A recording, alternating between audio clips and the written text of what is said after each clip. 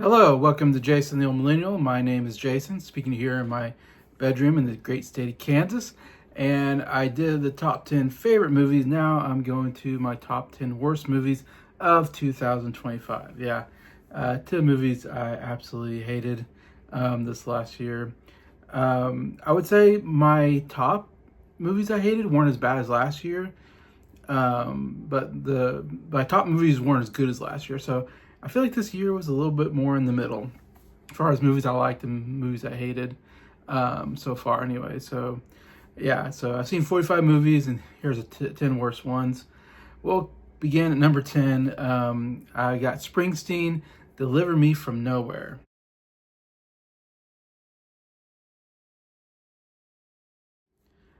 Now, I know my friend Adam from What the Gym really liked this movie. I think it was in his top five or something, that movies of the year. I gave my review and I said, yeah, this is the worst music biopic I've ever seen. I'm not a big fan of Bruce Springsteen to begin with, and so you give him a movie. It's not even about his coming up and becoming a star. He's already a star at the beginning of the movie. It's just about him making this one album, Nebraska, and him just kind of fighting with other people about the album, I guess, and how nothing seems to sound right. And he's anyway, so it's just him in the studio, in the recording studio, just complaining and whining all the time. And so it made me really not like Bruce Springsteen and this movie. And it was just really boring. It went nowhere. It's called "Deliver Me from Nowhere." This movie went nowhere, so it should have been just called Springsteen. It goes nowhere. Anyway, so yeah, very poor music biopic for me. So it's number 10 on my list. Number 9 is the first movie I saw this last year in January. The first movie I went and saw in the movie theater, and that was called Flight Risk.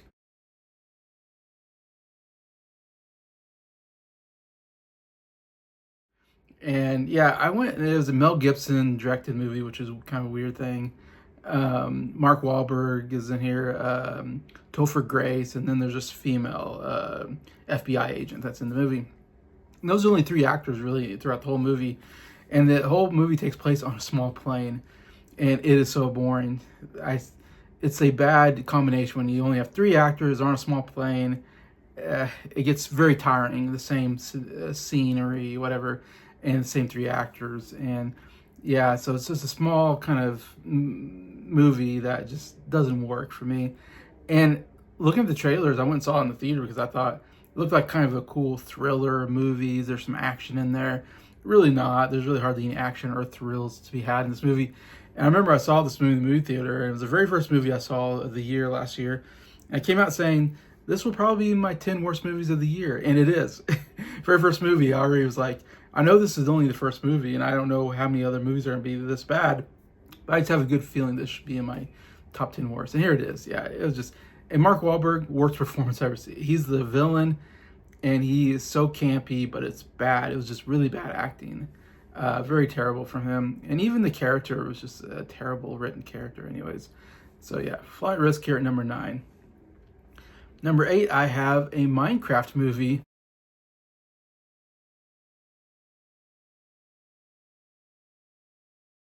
which was a huge hit, one of the biggest hits of the year. And I remember first seeing the trailer, and the trailer looked so bad. I think everybody said that when we saw the trailer. It was like, oh god. And first, it's like Minecraft.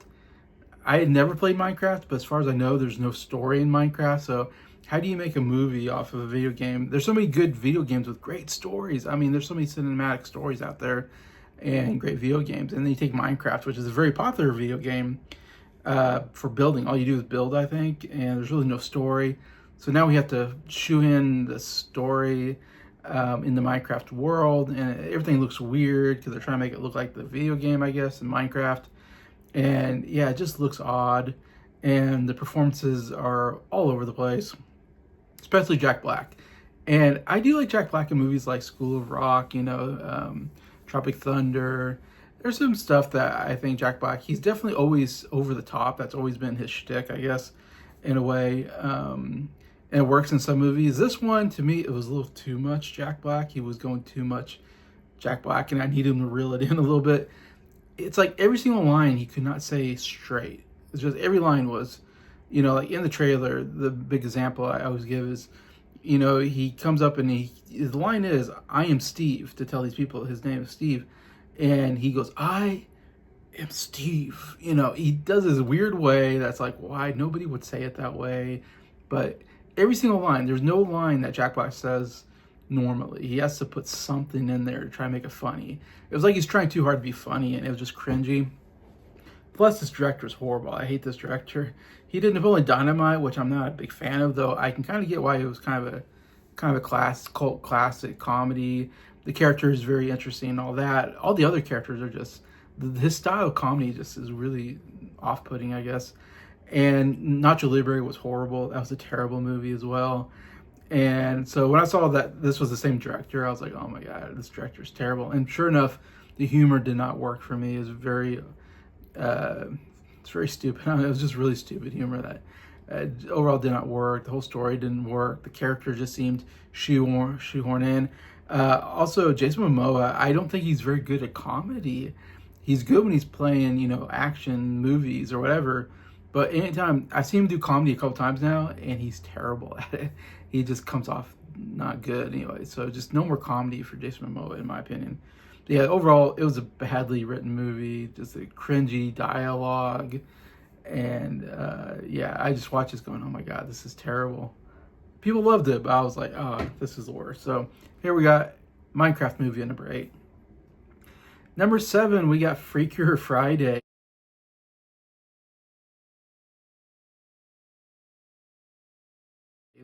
The long-awaited sequel to Freaky Friday with Lindsay Lohan and Jamie Lee Curtis. I don't know, this was like 20 years ago when they did that first movie, and Lindsay Lohan was like really hot as like this new like it girl that's like very popular, young and popular, and very popular amongst the teenagers and all that. And it seemed like it would be a big deal, and then her career kind of went nowhere. And Jamie Lee Curtis was kind of, that, a middle-aged woman who's kind of good looking, and so she works in that kind of role. Here we got Jamie Lee Curtis as an old grandma. Lindsay Lohan, it's funny, she's the one that's like, with the teenage kid and all that, which is crazy to think of. And this is the sequel that nobody asked for, nobody wanted, I didn't want. And I normally wouldn't watch this movie. It looked terrible, the trailer, but it's on Disney Plus, so I was like, I'll watch it, because I was trying to, get to 50 movies this year, so I was like, I'll watch it. Sure enough, it was as bad as I expected. So this is one where it's like, I probably could have skipped it, but I just like, out of convenience, I watched it, and I knew it was gonna be bad, and it was terrible. The only thing is they add 2 more, instead of just 2 people switching bodies, now they got 4 people switching bodies, 2 young girls, and then Lindsay Lohan and Jamie Lee Curtis. Jamie Lee Curtis especially was terrible in this movie. I think her performances lately have been really awful. It's crazy that she won an Oscar just a couple years ago, because I think she's a terrible actress. But anyways, and she was just really hamming it up for this role, trying to be funny, and it didn't work. And it's just the most awkward comedy, and I hate awkward comedy, and everything about it was, oh, this is an awkward situation, I'm supposed to be laughing. But I don't know, I'm not that way. When there are awkward situations, I just feel bad, and I feel, oh God, like I just want to skip ahead, like I hate awkward situations. So the comedy style just did not work for me, and it was just a terribly written movie, cringy dialogue again. Yeah, another terrible movie here. Freakier Friday at number 7. Number 6, we have Death of a Unicorn. This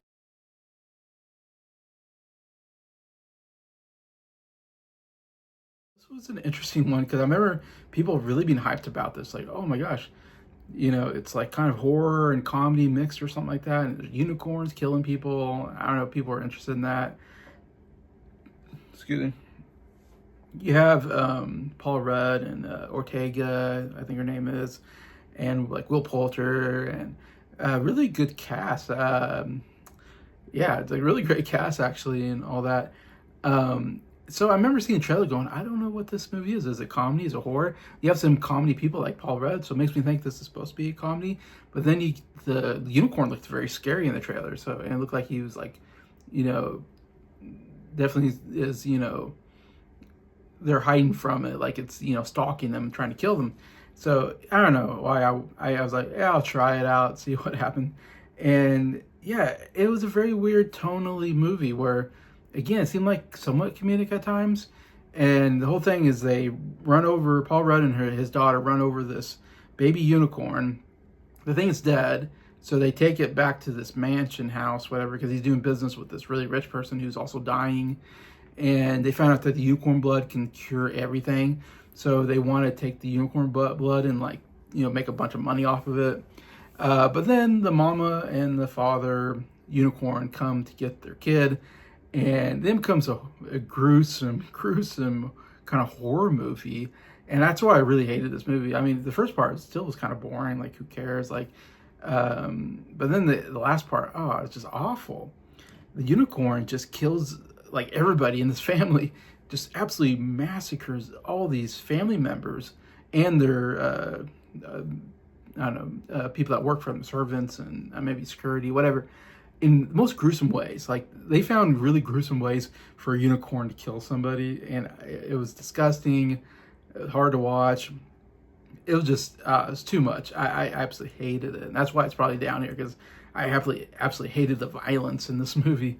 It was just too much for me, and I don't know. It was just, who cares, They get their unicorn baby, and there's some weird stuff that happens, and then it's kind of happy at the end, I guess. Everything works out, except for everybody that got murdered really terribly. But for Paul Rudd and Ortega's characters, I guess it turned out okay. But still, Paul Rudd, he needs to fire his agent. This was a terrible year for Paul Rudd. And it's like, why is he in this movie? He really didn't provide anything. And he's such a funny actor, yet they didn't really use him to a good extent. Anyway, so yeah, Death of the Unicorn, like, I would say disappointing. I wasn't expecting that much out of it, but man, it was way worse than I expected. So here it is, number 6. Number 5 is the most political movie, and I hate, liberal political movies, and this is one of them. And that is One Battle After Another, which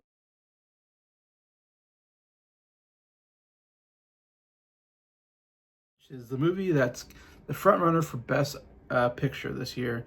We're gonna get Oscar nominations on Thursday, so just a couple days from now. This will get a bunch of Oscar nominations, and it probably is going to win a bunch. So I watched it. It's on HBO Max. So I was like, well, I guess I have to watch it to see what everybody. And it got such great reviews over. Everybody loves this movie. I'm one that says I absolutely hated this movie, and the more and more I think about it, the worse it kind of gets on my list. And again, it's a very liberal political movie where Leonardo DiCaprio is, this liberal terrorist activist, whatever, who's trying to, anti-police, anti-establishment, revolution. They're trying to, put on this revolution, and they're kind of the good guys, and they rob banks at one point to get money to be able to do this stuff. And it's like, these are just horrible people. Plus, they're jerks. Leonardo DiCaprio is like a drug addict. He even says, I messed my minds on drugs over the years, so I can't remember things. He's just a loser of a person. That's our main character. And so it makes me like not care about these. This is like the worst main characters I've ever seen in a movie, where I absolutely hate the main characters. I think I'm supposed to be pulling for them, but I'm like, no, I want them to get caught and arrested instead of escape anyways. Yeah, it's just a terrible plot, I think. And I didn't think the performances were that good. I don't know why everybody's raving about these performances, especially Sean Penn. I thought it was just a one-note performance. He's just a very evil, mean white guy. That's his whole character. And he's very disgusting. Like the very first scene in the movie is like so disgusting. Like, I hated it. What happens in the first part of the movie? I'm like, this is gross. This guy's a creep. Don't like it at all. I don't know. I just hated these characters so much. Hated the whole plot of this movie. And I get that people love it because we're very highly political right now because of what's going on in, Minnesota, and, a lot of stuff that's going on with Trump. People that don't like Trump are going to like this movie because they want this liberal terrorist activism to go on. And anyway, so I know the liberal Hollywood, liberal, Academy is going to vote for it because of the political stage that we're at right now. Anyways, but for me, absolutely hated it. So here it is, number 5. Number 4, I have a movie called Friendship.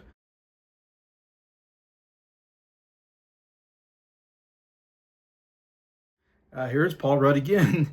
Again, he has 2 movies on my top 10 worst list. and I didn't see Anaconda. If I saw Anaconda, that might be my top worst. Who knows? I've heard it's bad. It doesn't look good.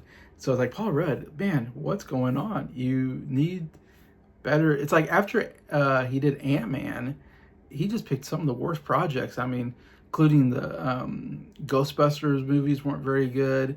And I feel like I see him in stuff here and there and just go, these are terrible movies, Paul Rudd. He used to be in really good stuff like, like Anchorman and Saving Sarah Marshall and Love You Man or whatever I think it's called. He has so many good roles out there, and now he's doing this crap. So Friendship is one of the worst comedies I've ever seen.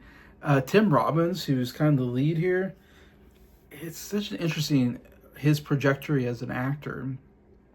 I knew him first for writing on Saturday Night Live. Back when I used to watch Saturday Night Live all the time, he was one of the writers. And then one season, they made him a featured player or whatever. They had him be in front of the camera instead of just writing.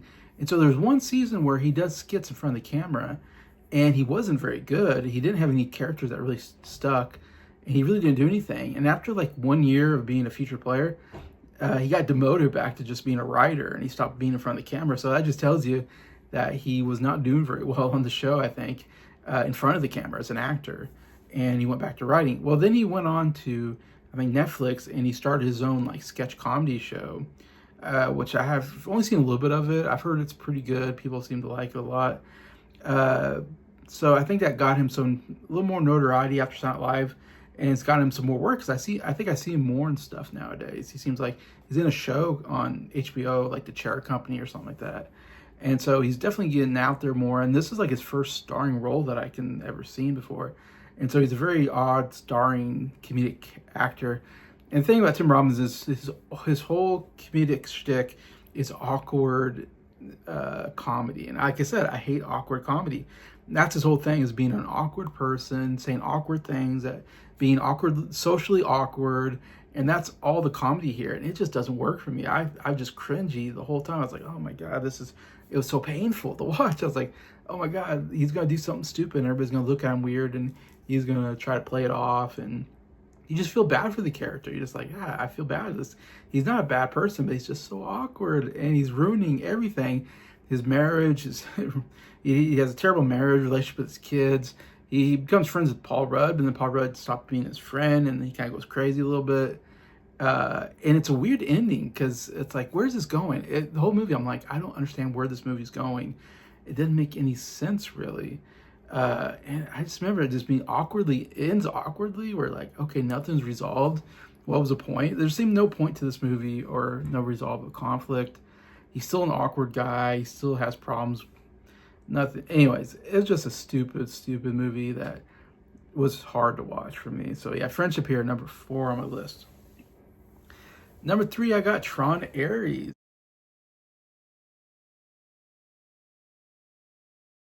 The Tron movie. And all I can say is, like, when I did my review, it's the most confusing movie of the year, and I hate movies that are confusing and I can't follow. And that was Tron Ares. I could not follow the plot to save my life. Watching it going, I don't know what's going on, who these characters are, what the point is, what's the overall plot. I don't know. Just Jared Leto's this AI thing that is very like supposed to be special, I guess, and all this, and it's like, it's Jared Leto. Like, he's not that. Him's supposed to be this elite fighter. It's like, I would not pick Jared Leto.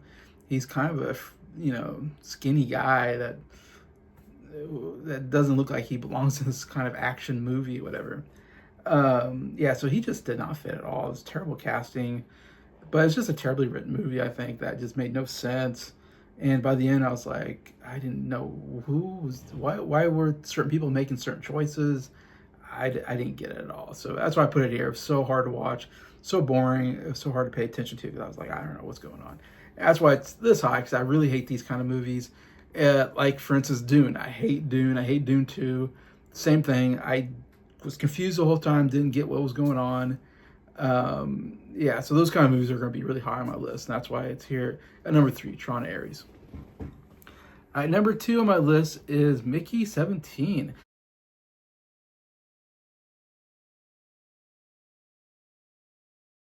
This is another movie that got a lot of buzz. People were very interested in it. I think mostly because of the director, Bong Joon-ho, I think his name is. He directed Parasite, which won Best Picture and him Best Director. And so that kind of got him, more notoriety, I guess. And people raved about that movie. And I didn't like Parasite at all. I thought that was a terrible movie. It was weird. I think it was just weird. And it was like, okay, it went in weird places. It had a weird twist to it that I was like, why did we need this? It didn't make any sense. I didn't care for any of the characters. It wasn't really comedy. It wasn't really drama. It's just like, I don't know what it is. Well, here's Mickey 17. The same problems. Like, I don't know what this movie is. It's kind of a sci-fi movie. It's kind of a comedy at times, kind of a drama at times. We got Robert Pattinson, who keeps, this is the 17th version of Mickey because they keep cloning him, and then they have two clones at the same time. And we did the same plot in a movie called Moon with Sam Rockwell. I feel like the exact same plot where we have two clones that recognize that they're clones at the same time, and that's a problem because you can't have two clones, I guess, alive at the same time. There's always this issue, so they have to hide the second clone. So it's the same plot there and all this, and then you have this weird plot about Mark Ruffalo is this, millionaire person who is colonizing a planet. He's trying to find a planet to colonize, and kind of he's almost like Hitler. He's like just wants this like beautiful people country or planet where only people that get to come on are like these really good looking people. So he's trying to make this like super race or something. It's very odd. He's such an odd character. It's the worst performance I've ever seen out of Mark Ruffalo, and one of the worst performances of the whole year. It was so hard to watch. Mark Ruffalo, like, what are you doing? He was trying too hard to make it like a quirky character and just came off really stupid. He had stupid facial expressions. Even his voice, he tried to do something with his voice and it sounded stupid all the time. And his character was supposed to be kind of dumb but evil. It's like, I think he was going for like Elon Musk or something like that, like the super rich guy. He was also kind of awkward because Elon Musk is kind of awkward at times. But yeah, Elon Musk is at least kind of smart. This guy not smart at all, and yeah, so I hated that character so much. Terrible performance all around. Robert Pattinson was horrible in this too, and I still stick to Robert Pattinson's a terrible actor. And some people say he's good. I didn't like him in Batman and just about anything. Twilight, obviously, he's terrible. I don't know. I still haven't gotten on the board with Robert Pattinson. But he's such a weird character here too. And the whole plot was just weird. They're on this planet and there's this species that's there and they're trying to get rid of them. So then they start like this war with this alien species and it's trying to wipe them out. They're trying to wipe them out, and Mickey's in the middle of it. It was a horrible, just cringy movie that didn't work in any sense, and just the acting was so bad, and it was weird. It was just a weird movie, and I think that's just what I think about Bong Joon-ho, whatever. He's just a weird director for me. It doesn't work, and that's why Big 17, just number 2 on my list.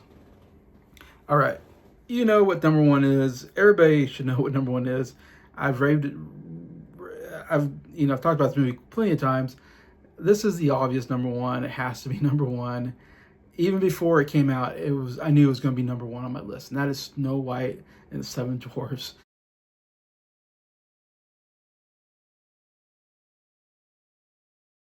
The live action remake. As said, one of my favorite live action remake so far has been How to Train Your Dragon. It was my number 2 on my favorite list. That's the way you make a live action remake of an animated movie. Snow White is the example of how not to make a live action remake from an animated movie. It's the worst, by far the worst, I think, remake that we've seen. And we all kind of knew it a long time ago. It felt like such a long time ago. I felt like it was like 2 years ago when they were like, Rachel Zegler is going to play Snow White. And as soon as they said that, we're like, oh man, this is a disaster ready to happen. And not because Rachel Zegler we thought was a terrible actress. She came off of, she was somewhat still hot off of West Side Story. It was a big movie. It was her like debut. Everybody was kind of raving about her, and it's like, so she's young, she's gonna be like this big star, she can sing, all these things, and then she gets into this, and right away we're like, okay, the movie's called Snow White because she has snow white skin. She's called Snow White because her skin is so white or whatever. and we put a Latino actress in the role who obviously doesn't have Snow White skin. So already we're like, okay, so we're race swapping the character, which they've done so many times already. Obviously, Ariel's the big example. They love doing this, taking out the white character and putting a different character in there, race character in there. That's just what they do. But as soon as we saw that, we're like, oh, okay, it's going to be another woke liberal movie that's going to be far from the original material, and that's what we got. What makes the movie worse is then, and this is I've never seen anything like this in my life. Never could have foretold this. Well, a couple things happened. One, we had the whole Peter Dinklage saying that Snow White and Seven Dwarfs was offensive to little people, and then next thing we know, oh, there's not going to be any little people in the movie, which is like, why you're going to do live action? Get real actors. That's the whole point, getting live action. Besides that, we have the animated movie with, why make everything CGI? And when we saw that first trailer, you just knew, oh, this is going to be horrible. You already knew this was going to be the worst movie. I knew it was like, oh, this is the worst movie of the year. I just watched the trailer. Everything is CGI, and including the dwarves. Once you see the seven dwarves, the CGI dwarves, you're like, wow, this is bad looking CGI. And they just look odd and off. And some of them look similar to the original, and some they really made, especially Dopey. Dopey was done so terribly. His face just looked not right. And what they did with that character was just, stupid. Hated all that. But I don't know if it's, but you have to say, well, I'm sure because of Peter Dinklage, a little person, an actor he is, when he said that I was offensive to little people, they're like, oh, we don't want to offend people, so we're going to put CGI dwarves in there instead of giving 7 actors a job. So 7 little people lost a job. They could have made some good money and got famous off the Snow White movie, and Peter Dinklage killed it for them. So that was such a stupid thing about Peter Dinklage. So when he said that and they started making CGI dwarves, we're like, oh man, this is terrible. And then they brought in 7 characters that aren't in the original, and they have just about as much screen time as the dwarves. And also, we don't have a prince. They decided we're not going to have a prince, which that's a huge part of the story. You totally do with the prince. Instead, we have this guy who's, a bit of a Robin Hood kind of character who's stealing from the rich kind of thing. I forget what they were called, but he's the leader of this group that was stealing from the rich people, from the queen or whatever, the evil queen, and all this. And then she falls in love with him instead of a prince. And, you get some of the same storylines there, except that one of the best songs, most iconic songs of Snow White is Someday My Prince Will Come. That is a great song off of that first movie. And you can't do it because there's no prince, so you can't sing that. Someday My Prince Will Come. So, man, that's totally ruined a great sequence in the original that they couldn't do here because of that. I don't know why they said that. And it's because of liberal wokeness, I suppose. They don't want a prince, this handsome prince to save the princess. They hate that. They always want the princess to save the prince, or the princess to save herself. You never want the guy saving the girl. I guess that's against the rules now in Hollywood, at least Disney and all that. Anyway, so that you got all that. And then you have Rachel Zegler, who somehow torpedoed this movie and her career at the same time in such a grand fashion. I've never seen anybody ruin a movie in their career by what they said on red carpets, what they see on I think Instagram or whatever. It was something to behold. I mean, first when they on the red carpet and they're talking about it, and she said, yeah, that movie was outdated. It was 75 years ago, and you can tell because it was, you have a prince who's a stalker. Weird. One of the worst things I've ever heard in my life. And one of the funniest memes, I guess, is that weird. Like, she just came off so obnoxious and so, pretentious. So, up to the, I'm better than this material. And everybody that likes Snow White and Seven Dwarfs were like, no, we love the original. You should be so humble. You should say, when this is how Rachel should have answered the question. It should have been, oh, what do you think about the original? She said, oh, yeah, the original's great. It's iconic to Disney. I'm so honored to play this iconic role. I'm so excited to be in this movie. Something like that. Not, oh, that movie is outdated, so we had to update the plot. And And there's no prince saving the prince. I remember she said that the prince isn't going to save the princess in this movie, and you're like, what? Oh, and she's not going to fall in love or something like that. Like she's not going to fall in love with the prince or something like that. And you're like, what's wrong with falling in love? Falling in love's great. It's still a big deal today. We still fall in love with each other. And there's nothing wrong with falling in love. Also, it's like, you can't fall in love in the movie. We're going up. Yeah, she's not going to fall in love with the prince. It's like, that's a bad thing.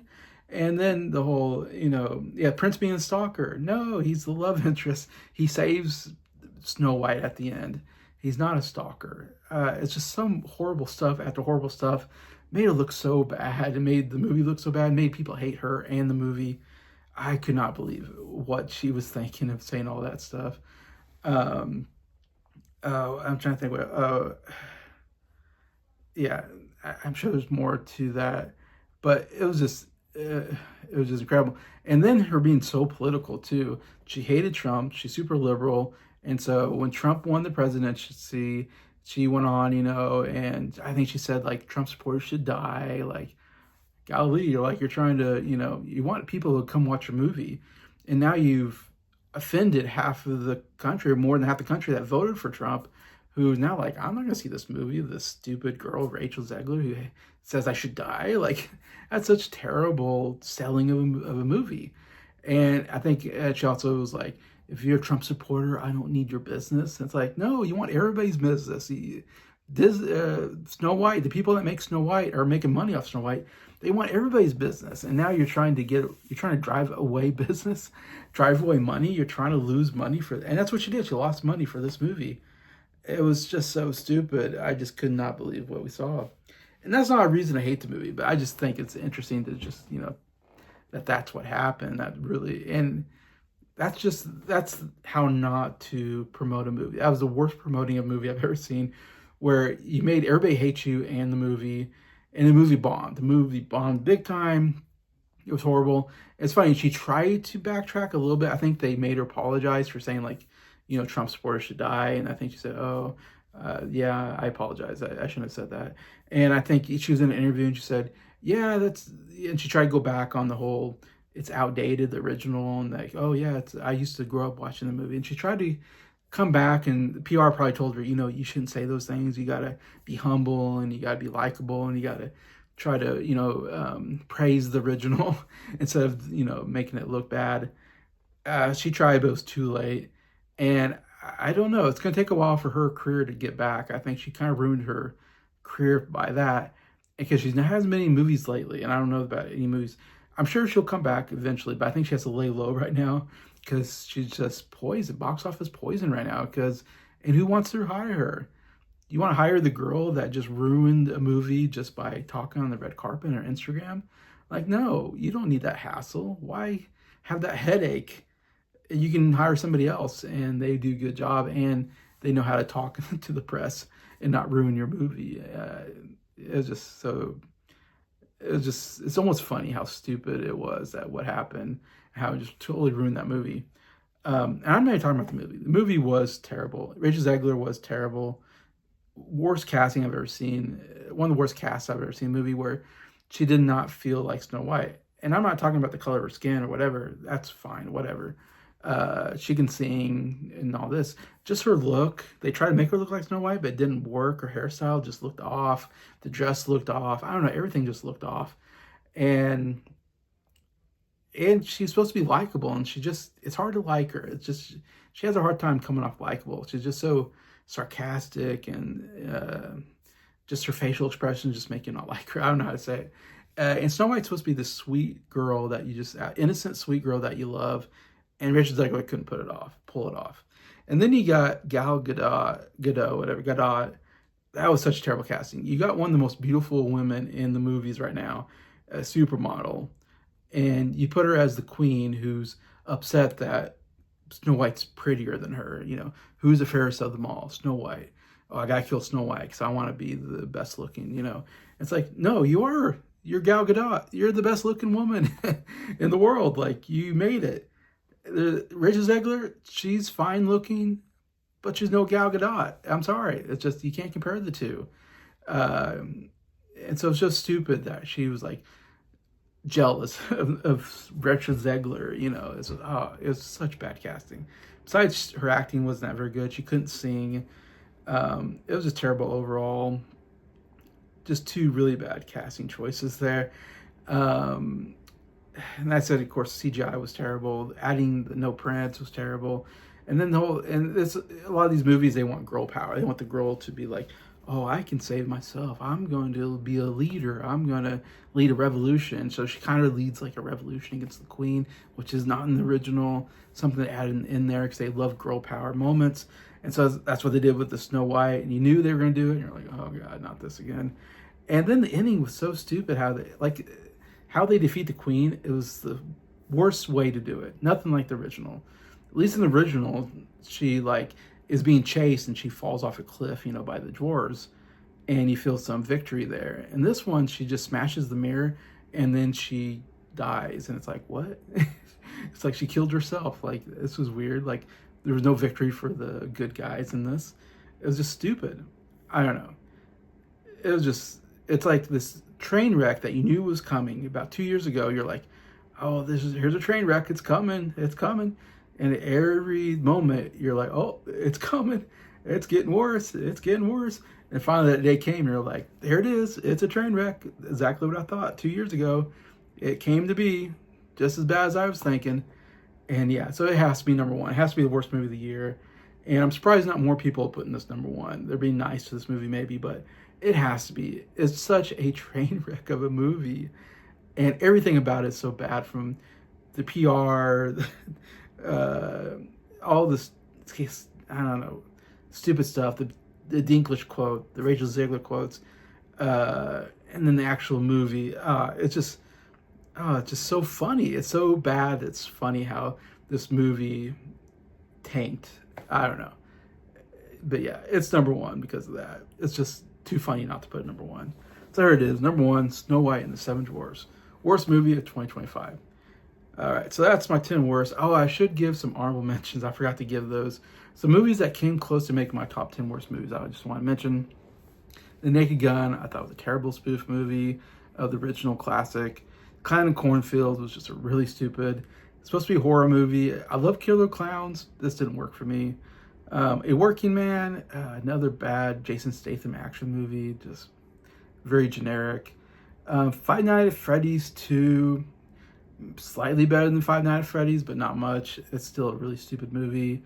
And Weapons. I know people love Weapons, and so it's not that it was not made good. I just found it very boring, and it was a horror movie. I'm not into horror movies, and it just didn't pique my interest here. So it's here in my honorable mentions, or dishonorable mentions of the year anyway. So that's my list. Thank you for watching. Thank you for liking the video. Please tell me what was your worst movie of the year. And besides that, thank you to all my subscribers for supporting the channel. And I'm looking forward to another year of doing this YouTube channel. So thank you to everybody.